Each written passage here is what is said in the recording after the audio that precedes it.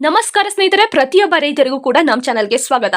ಇಲ್ಲಿ ಬೆಳೆ ಪರಿಹಾರ ಅನ್ನೋದು ಎಷ್ಟೋ ರೈತರ ಒಂದು ಕನಸಾಗಿರುತ್ತದೆ. ಅವರು ಬೆಳೆಗಳನ್ನು ಕಳೆದುಕೊಂಡಾಗ ಅವರಿಗೆ ಬೆಳೆ ಪರಿಹಾರವಾಗಿ ಈ ಒಂದು ಹಣ ಜಮವಾಗುತ್ತದೆ ನೇರವಾಗಿ ಅವರ ಖಾತೆಗೆ. ಆದರೆ ಇಲ್ಲಿ ಸರ್ಕಾರದಿಂದ ಹಣವನ್ನು ಜಮಾ ಮಾಡಿದ್ರು. ಪ್ರತಿಯೊಂದು ಕರ್ನಾಟಕದ ರೈತರ ಜಿಲ್ಲೆಗೂ ಹಣವನ್ನು ಸರ್ಕಾರದಿಂದ ಬಿಡುಗಡೆ ಮಾಡಲಾಗಿದೆ.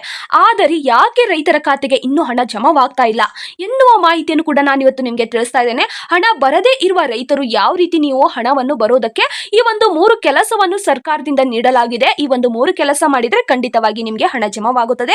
ಇಲ್ಲಿ ಏನ್ ಮಾಡ್ಬೇಕು ಅಂದ್ರೆ, ಬಹಳಷ್ಟು ರೈತರು ವೆಬ್ಸೈಟ್ ಮೂಲಕ ಹೋಗಿ ಸ್ಟೇಟಸ್ ಅನ್ನು ಕೂಡ ಚೆಕ್ ಮಾಡ್ತಾರೆ. ಆದರೆ ಅವರಿಗೆ 3 ರೀತಿ ತೋರಿಸ್ತಾ ಇದೆ.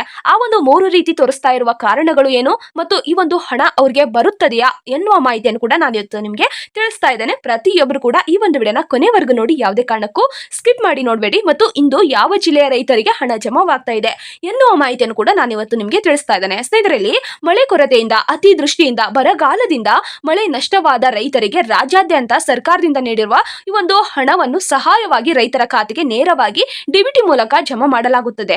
ಈಗ ಹಣ ನಿಮ್ಗೆ ಬಂದಿದೆಯಾ ಅಂತ ನೀವು ಸ್ಟೇಟಸ್ ಮೂಲಕ ಚೆಕ್ ಮಾಡಬಹುದು.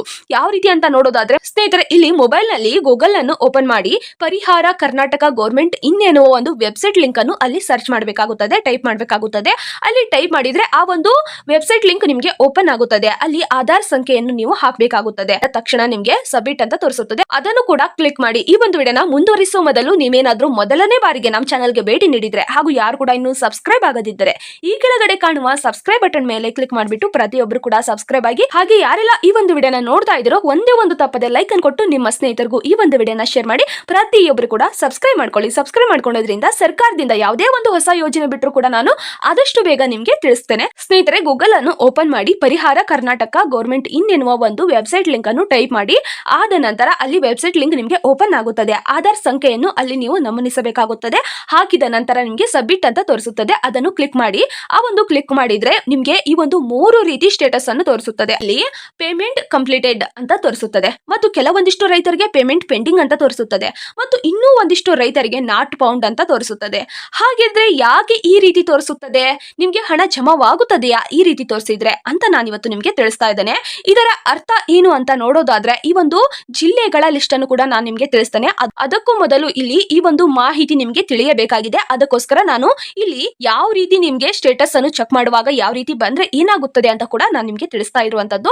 ಸ್ನೇಹಿತರೆ, ಇಲ್ಲಿ ಪೇಮೆಂಟ್ ಕಂಪ್ಲೀಟೆಡ್ ಅಂತ ತೋರಿಸಿದ್ರೆ ಹಣ ನಿಮ್ಮ ಖಾತೆಗೆ ಜಮವಾಗಿದೆ ಅಂತ ತಿಳ್ಕೊಳ್ಳಿ.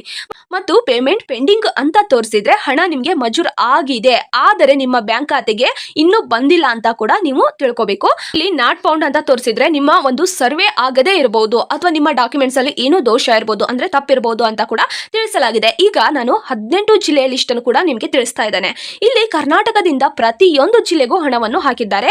ಇಂದು ಯಾವ ಜಿಲ್ಲೆಯ ರೈತರಿಗೆ ಹಣವನ್ನು ಹಾಕ್ತಾ ಇದ್ದಾರೆ ಎನ್ನುವ ಮಾಹಿತಿಯನ್ನು ಕೂಡ ನಾನು ಇವತ್ತು ನಿಮ್ಗೆ ತಿಳಿಸ್ತಾ ಇದ್ದೇನೆ. ಪ್ರತಿಯೊಬ್ಬರು ಕೂಡ ಈ ಒಂದು ವಿಡಿಯೋನ ಕೊನೆವರೆಗೂ ನೋಡಿ. ಇಲ್ಲಿ 18 ಜಿಲ್ಲೆಯ ಲಿಸ್ಟ್ ಯಾವುದು ಅಂತ ನೋಡ್ಬಿಡೋಣ. ಬೆಂಗಳೂರು ಗ್ರಾಮಾಂತರ ಜಿಲ್ಲೆ, ರಾಮನಗರ ಮತ್ತು ಚಿಕ್ಕಬಳ್ಳಾಪುರ ಜಿಲ್ಲೆ, ಕೋಲಾರ ಜಿಲ್ಲೆ ಮತ್ತು ತುಮಕೂರು ಜಿಲ್ಲೆ ರೈತರಿಗೂ ಕೂಡ ಈ ಒಂದು ಹಣ ಜಮವಾಗ್ತಾ ಇದೆ. ಚಿತ್ರದುರ್ಗ ರೈತರಿಗೂ ಕೂಡ ಬರ್ತಾ ಇದೆ, ದಾವಣಗೆರೆ ರೈತರಿಗೂ ಕೂಡ, ಮತ್ತು ಹಾಗೆ ಹಾವೇರಿ, ಗದಗ, ಧಾರವಾಡ ಮತ್ತು ಬೆಳಗಾವಿ ಜಿಲ್ಲೆಯ ರೈತರಿಗೂ ಕೂಡ ಈ ಒಂದು ಹಣ ಜಮವಾಗ್ತಾ ಇರುವಂತದ್ದು. ಬಾಗಲಕೋಟೆ, ವಿಜಯಪುರ, ಕಲಬುರಗಿ ಮತ್ತು ಯಾದಗಿರಿ ರೈತರಿಗೂ ಕೂಡ ಈ ಒಂದು ಬೆಳೆ ಪರಿಹಾರ ಹಣವು ರೈತರ ಖಾತೆಗೆ ಡಿಬಿಟಿ ಮೂಲಕ ಬರ್ತಾ ಇರುವಂತದ್ದು. ಮತ್ತು ರಾಯಚೂರು ಜಿಲ್ಲೆ, ಕೊಪ್ಪಳ ಮತ್ತು ಬಳ್ಳಾರಿ ಜಿಲ್ಲೆ ರೈತರಿಗೂ ಕೂಡ ಈ ಒಂದಿಷ್ಟು ಹಣ ಜಮವಾಗ್ತಾ ಇದೆ. ಅಂದ್ರೆ ಇಲ್ಲಿ ಕರ್ನಾಟಕದಿಂದ ಪ್ರತಿಯೊಬ್ಬ ರೈತರಿಗೂ ಕೂಡ ಹಣ ಜಮವಾಗ್ತಾ ಇದೆ. ಜಿಲ್ಲೆಯ ರೈತರಿಗೆ ಹಣವನ್ನು ಹಾಕಲಾಗಿದೆ. ಆದರೆ ಇಲ್ಲಿ ಕೆಲವೊಂದಿಷ್ಟು ರೈತರಿಗೆ ಬಂದಿದೆ, ಕೆಲವೊಂದಿಷ್ಟು ರೈತರಿಗೆ ಇನ್ನೂ ಹಣ ಜಮಾ ಆಗದೇ ಇರುವ ರೈತರಿಗೂ ಕೂಡ ಇಂದು ಹಣ ಜಮವಾಗ್ತಾ ಇದೆ. ನೀವು ಈ ಒಂದು 3 ಕೆಲಸವನ್ನು ಮಾಡಿದರೆ ಮಾತ್ರ, ಹೌದು, ನೀವು ಈ ಒಂದು 3 ಕೆಲಸವನ್ನು ಮಾಡಿದ್ರೆ ಖಂಡಿತವಾಗಿ ನಿಮ್ಮ ಖಾತೆಗೆ ಹಣ ಜಮವಾಗುತ್ತದೆ. ಯಾವ ರೀತಿ ಅಂತ ನೀವು ನೋಡಬಹುದು. ಸ್ನೇಹಿತರೆ, ಒಂದೇ ಜಿಲ್ಲೆಯಲ್ಲಿ ಹಲವಾರು ಜನರಿಗೆ ಬಂದಿದೆ, ಕೆಲವೊಂದಿಷ್ಟು ಜನರಿಗೆ ಬಂದಿಲ್ಲ ಅಲ್ವಾ? ಆ ಒಂದು ಸಮಸ್ಯೆಯ ಪ್ರಕ್ರಿಯೆ ಯಾವ ರೀತಿ ಇದೆ, ಈ ಒಂದು 3 ಕೆಲಸಗಳು ಯಾವುವು ಅಂತ ಕೂಡ ನಾನು ಇವತ್ತು ನಿಮ್ಗೆ ತಿಳಿಸ್ತಾ ಇದ್ದೇನೆ. ನೋಡಿ, ಮೊದಲನೆಯದು ಆಧಾರ್ ಕಾರ್ಡ್ ಬ್ಯಾಂಕ್ ಖಾತೆಗೆ ಲಿಂಕ್ ಆಗಿರಬೇಕು. ಹಾಗಿದ್ರೆ ಮಾತ್ರ ನಿಮ್ಮ ಖಾತೆಗೆ ಹಣ ಜಮವಾಗುತ್ತದೆ.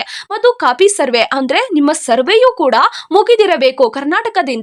ಕರ್ನಾಟಕ ಸರ್ಕಾರದಿಂದ ಪ್ರತಿಯೊಬ್ಬ ರೈತರ ಒಂದು ಸರ್ವೆ, ಅಂದ್ರೆ ನಿಮ್ಮ ಬೆಳೆಗಳು ಎಷ್ಟು ನಾಶವಾಗಿದೆ ಅಂತ ಇಲ್ಲಿ ಸರ್ವೆಯನ್ನು ಮಾಡ್ತಾರಲ್ಲ, ಆ ಒಂದು ಸರ್ವೆ ನಿಮ್ಮದು ಆಗಿದ್ರೆ ಖಂಡಿತವಾಗಿ ನಿಮ್ಗೆ ಹಣ ಜಮವಾಗುತ್ತದೆ.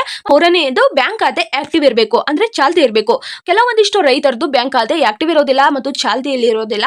ಅದಕ್ಕೋಸ್ಕರ ಅವರ ಹಣ ಪೆಂಡಿಂಗ್ ಅಂತ ತೋರಿಸುತ್ತದೆ. ನಿಮ್ಮ ಬ್ಯಾಂಕ್ ಖಾತೆಯನ್ನು ನೀವು ಆಕ್ಟಿವ್ ಮಾಡ್ಕೊಂಡು ಚಾಲ್ತಿಯನ್ನು ಮಾಡ್ಕೊಂಡ್ರೆ ಖಂಡಿತವಾಗಿ ಆ ಒಂದು ಪೆಂಡಿಂಗ್ ಇರುತ್ತದೆ ಅಲ್ವಾ, ಆ ಒಂದು ಹಣ ನಿಮ್ಮ ಖಾತೆಗೆ ಜಮಾವಾಗುತ್ತದೆ ಅಂತ ಕೂಡ ಸರ್ಕಾರದಿಂದ ತಿಳಿಸಿರುವ ಮಾಹಿತಿಯಾಗಿದೆ. ಸ್ನೇಹಿತರೆ, ಇದು ಕರ್ನಾಟಕದ ಪ್ರತಿಯೊಬ್ಬ ರೈತರಿಗೂ ಕೂಡ ಅನಿವಾರ್ಯವಾಗಿದೆ. ಕರ್ನಾಟಕದ ರೈತರ ಜಿಲ್ಲೆಗೆ ಈಗಾಗಲೇ ಹಣ ಹೋಗಿದೆ, ಆದ್ರೆ ರೈತರ ಖಾತೆಗೆ ಹಣ ಜಮಾವಾಗಿಲ್ಲ. ಅವರ ಒಂದು ಡಾಕ್ಯುಮೆಂಟ್ಸ್ ಏನೋ ತಪ್ಪಿದ್ರೆ ಅಥವಾ ಅವರ ಒಂದು ಹಣ ಯಾಕೆ ಬರ್ತಾ ಇಲ್ಲ ಅಂತ ನೀವು ತಿಳ್ಕೊಬೇಕಂದ್ರೆ ಈ ರೀತಿ ಹಣವನ್ನು ಚೆಕ್ ಮಾಡ್ಕೊಳ್ಳಿ. ಆದ್ರೂ ಕೂಡ ನಿಮ್ಗೆ ಗೊತ್ತಾಗ್ಲಿಲ್ಲ ಅಂದ್ರೆ ರೈತ ಸಂಪರ್ಕ ಕೇಂದ್ರಕ್ಕೆ ಹೋಗಿ ಒಂದ್ಸರಿ ಭೇಟಿ ಮಾಡಿ ಈ ಒಂದು ಹಣವನ್ನು ಪಡೆದುಕೊಳ್ಳಿ. ಯಾಕೆಂದ್ರೆ ಈ ಒಂದು ಬೆಳೆ ಹಾನಿ ಆಗಿರುವ ರೈತರು ಎಷ್ಟೋ ಸಾಲವನ್ನು ಮಾಡಿಕೊಂಡು ಅವರ ಬೆಳೆಯನ್ನು ಕೂಡ ಬಿತ್ತನೆ ಮಾಡಿರ್ತಾರೆ. ಆಗ ಆ ಒಂದು ಬೆಳೆಗಳು ಕೂಡ ಕೈ ಕೊಟ್ಟಾಗ, ಆ ಒಂದು ಬೆಳೆಗಳು ಕೂಡ ನಾಶವಾದಾಗ ಅವರಿಗೆ ಎಷ್ಟು ಸಂಕಷ್ಟ ಎದುರಾಗುತ್ತದೆ. ಅದರಿಂದ ಸರ್ಕಾರದಿಂದ ಈ ಒಂದು ಪರಿಹಾರವಾಗಿ ಮುಂದಿನ ಬಿತ್ತನೆಗೆ ಸಹಾಯವಾಗೋದಕ್ಕೆ ಈ ಒಂದು ಹಣವನ್ನು ಹಾಕ್ತಾ ಇದ್ದಾರೆ. ಅದಕ್ಕೋಸ್ಕರ ಪ್ರತಿಯೊಬ್ಬ ರೈತರು ಕೂಡ ನಿಮ್ಮ ರೈತ ಸಂಪರ್ಕ ಕೇಂದ್ರಕ್ಕೆ ಹೋಗಿ ಅಥವಾ ತಹಶೀಲ್ದಾರ್ ಕಚೇರಿಗೆ ಹೋಗಿ ಈ ಒಂದು ಬೆಳೆ ಪರಿಹಾರ ಹಣ ನಮಗೆ ಬಂದಿಲ್ಲ ಅಂತ ಕೂಡ ಅಲ್ಲಿ ತೋರಿಸಿದ್ರೆ, ನಿಮ್ಮ ಡಾಕ್ಯುಮೆಂಟ್ಸ್ ಯಾವ್ದಾದ್ರೂ ತಪ್ಪಿದ್ರೆ ಅದನ್ನು ಕೂಡ ನಿಮ್ಗೆ ತಿಳಿಸ್ತಾರೆ ಮತ್ತು ಅದನ್ನು ಕೂಡ ಸರಿಪಡಿಸ್ತಾರೆ. ನಿಮ್ಗೆ ಈ ಒಂದು ಹಣ ಬರುವಂತೆ ಅವರು ಕೂಡ ಮಾಡಲೇಬೇಕಾಗಿದೆ. ಏಕೆಂದ್ರೆ ಇದು ಸರ್ಕಾರದಿಂದ ನೀಡಿರುವ ಮಾಹಿತಿಯಾಗಿದೆ. ಇದು ಪ್ರತಿಯೊಬ್ಬ ಕರ್ನಾಟಕದ ರೈತರ ಒಂದು ಹಕ್ಕಿನ ಹಣವಾಗಿದೆ. ಅವರಿಗೆ ಈ ಒಂದು ಹಣ ಹೋಗಬೇಕಾಗಿದೆ. ಅದಕ್ಕೋಸ್ಕರ ಪ್ರತಿಯೊಬ್ಬರು ಕೂಡ ನಿಮ್ಮ ಡಾಕ್ಯುಮೆಂಟ್ಸ್ ಅನ್ನು ಸರಿಯಾಗಿದೆಯಾ ಇಲ್ವಾ ಅಂತ ಕೂಡ ಚೆಕ್ ಮಾಡಿಕೊಂಡು ಈ ಒಂದು ಬೆಳೆ ಪರಿಹಾರ ಹಣವನ್ನು ಪಡೆದುಕೊಳ್ಳಿ. ರೈತ ಸಂಪರ್ಕ ಕೇಂದ್ರಕ್ಕೆ ಹೋಗಿ ನಿಮ್ಮ ಡಾಕ್ಯುಮೆಂಟ್ಸ್ ಅನ್ನು ಸರಿಪಡಿಸಿಕೊಂಡು ಈ ಒಂದು ಹಣವನ್ನು ಪಡೆದುಕೊಳ್ಳಿ ಅಂತ ಕೂಡ ನಾನು ತಿಳಿಸ್ತಾ ಇದ್ದೇನೆ. ಸ್ನೇಹಿತರೆ, ಈ ಒಂದು ಮಾಹಿತಿ ನಿಮಗೆ ಉಪಯುಕ್ತವಾಗಿದೆ ಅಂತ ಅನ್ಸಿದ್ರೆ ಒಂದೇ ಒಂದು ತಪ್ಪದೆ ಲೈಕ್ ಅನ್ನು ಕೊಟ್ಟು ನಿಮ್ಮ ರೈತ ವಾಟ್ಸ್ಆಪ್ ಗ್ರೂಪ್ಗೂ ಈ ಒಂದು ವಿಡಿಯೋನ ಶೇರ್ ಮಾಡಿ. ಏಕೆಂದ್ರೆ ಬಹಳಷ್ಟು ರೈತರಿಗೆ ಈ ಒಂದು ಮಾಹಿತಿ ತಲುಪಬೇಕಾಗಿದೆ. ಬಹಳ ರೈತರಿಗೂ ಕೂಡ ಈ ಒಂದು ಹಣ ಬಂದಿಲ್ಲ. ಅದಕ್ಕೋಸ್ಕರ ನಾನು ಕೂಡ ನಿಮಗೆ ವಿಡಿಯೋ ಮುಖಾಂತರ ತಿಳಿಸ್ತಾ ಇದ್ದೇನೆ. ಅದಕ್ಕೋಸ್ಕರ ಹೇಳ್ತಾ ಇರುವಂತದ್ದು, ಪ್ರತಿಯೊಬ್ಬ ರೈತರಿಗೂ ಕೂಡ ಈ ಒಂದು ವಿಡಿಯೋನ ಶೇರ್ ಮಾಡಿ. ನಿಮ್ಮ ಡಾಕ್ಯುಮೆಂಟ್ಸ್ ಅಲ್ಲಿ ಏನಾದ್ರೂ ತಪ್ಪಿದ್ರೆ ರೈತ ಸಂಪರ್ಕ ಕೇಂದ್ರಕ್ಕೆ ಹೋಗಿ ಅದನ್ನು ಬಗೆಹರಿಸಿಕೊಂಡು ಈ ಒಂದು ಹಣವನ್ನು ಪಡೆದುಕೊಳ್ಳಿ ಅಂತ ಕೂಡ ನಾನು ತಿಳಿಸ್ತಾ ಇದ್ದೇನೆ. ನಿಮಗೆ ಈ ಒಂದು ಮಾಹಿತಿ ಉಪಯುಕ್ತವಾಗಿದೆ ಅಂತ ಅನ್ಸಿದ್ರೆ ಲೈಕ್ ಮಾಡಿ, ಶೇರ್ ಮಾಡಿ, ಹಾಗೆ ಸಬ್ಸ್ಕ್ರೈಬ್ ಮಾಡ್ಕೊಳ್ಳಿ. ಸಬ್ಸ್ಕ್ರೈಬ್ ಮಾಡ್ಕೊಳ್ಳೋದ್ರಿಂದ ಸರ್ಕಾರದಿಂದ ಯಾವುದೇ ಒಂದು ಹೊಸ ಯೋಜನೆ ಬಿಟ್ಟರು ಕೂಡ ನಾನು ಆದಷ್ಟು ಬೇಗ ನಿಮಗೆ ವಿಡಿಯೋ ಮುಖಾಂತರ ತಿಳಿಸ್ತೇನೆ. ಪ್ರತಿಯೊಬ್ಬರು ಕೂಡ ಸಬ್ಸ್ಕ್ರೈಬ್ ಮಾಡ್ಕೊಳ್ಳಿ. ಈ ಒಂದು ವಿಡಿಯೋನ ಯಾರೆಲ್ಲ ಕೊನೆಯವರೆಗೂ ನೋಡಿದ್ದೀರೋ ಹೃದಯಪೂರ್ವಕವಾಗಿ ಧನ್ಯವಾದಗಳು. ಜೈ ಜವಾನ್, ಜೈ ಕಿಸಾನ್.